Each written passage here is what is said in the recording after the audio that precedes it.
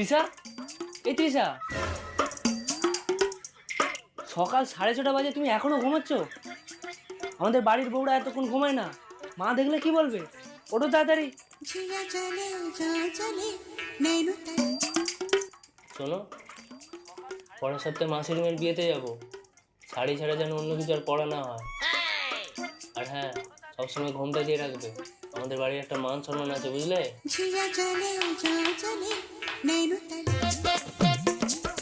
আরে, কাপড়গুলো নিয়ে কোথায় যাচ্ছ? ওয়াশিং মেশিনে কাচতে। আরে, আমাদের বাড়ির বউরা মেশিনে কাপড় টাপড় ধোয় না, ওগুলো সব বাথরুমে গিয়ে হাতে করে ধোও। তাহলে ওয়াশিং মেশিন কি জন্য কিনেছি? আরে, হাতে কাচলে আমার জামার মধ্যে যে ছোট ছোট দাগগুলো লেগে থাকে না, ওগুলো পরিষ্কার হয়ে যাবে। যাও গিয়ে হাতে কাচো।